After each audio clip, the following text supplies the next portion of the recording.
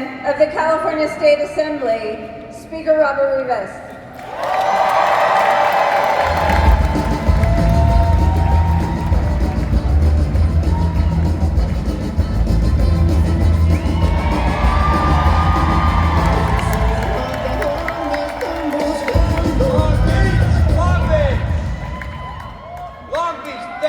Thank you for showing up and showing out this evening. Thank you so much for being a part of this movement. Thank you so much for being a part of this moment. And let me tell you why I am here. I'm here because I care deeply about California. I care deeply about the United States of America. And as America approaches its 250th birthday in about a month, what we're witnessing across our country is not okay. We're witnessing attacks on our democratic institutions, attacks on our immigrants. We're engaged in these needless wars overseas. And what we're witnessing is this catastrophic corruption by our president and by his family. And I don't say that loosely. According to Forbes recently, Donald Trump's wealth has doubled. His wealth has doubled since his return to the White House. He's a thief. In fact, the Trump family is making millions of dollars from foreign interests seeking influence and access. And at the same time, millions of Americans, millions of Californians, they're struggling to pay rent, struggling to buy groceries, struggling and trying to keep up with rising costs in just about everything.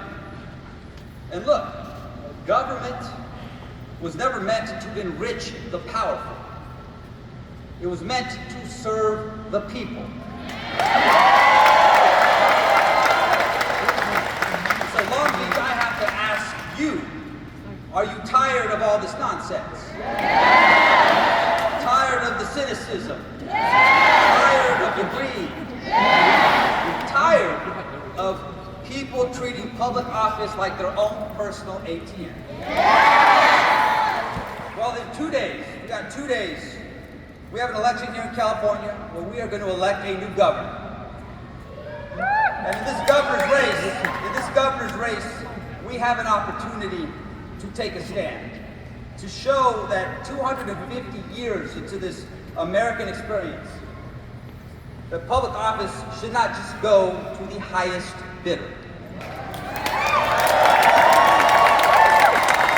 2 days, in 2 days we have a choice. We can choose someone who talks about serving people, or we can choose someone who has actually spent his life serving people. Look, if you look at Javier Becerra's life, you see exactly who he is. From the California State Assembly, to Congress, to California Attorney General, to Secretary of Health and Human Services, Javier has spent his lifetime fighting for each and every one of us. And look, while his billionaire opponent was working and building a fortune on Wall Street, Javier Becerra was protecting our health care, defending our civil rights, and taking on Donald Trump in the courtroom. And while his billionaire opponent was getting rich off of coal, off of oil, off of building private prisons, I only speak truth. Javier Becerra was in our neighborhoods listening to us, standing up for consumers, standing up for workers, for our immigrants, and for our most vulnerable residents. And look, the choice we face in this election is clear. Do we want a performer as governor, or do we want a lifetime public servant? Do we want to sell our government to the highest bidder, someone who has always worked for us. Look, Javier Becerra, as you've already heard, he's the son of immigrants. He's a public school kid. He's the first in his family to go to college. And through it all, through serving in the Assembly, serving in Congress as our Attorney General, serving as the Secretary of Health and Human Services, through it all, Javier Becerra has never, ever forgotten where he came from.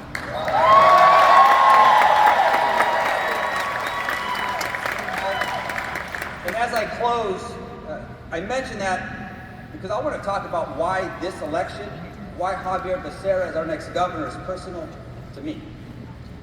You see, I grew up in farm worker housing.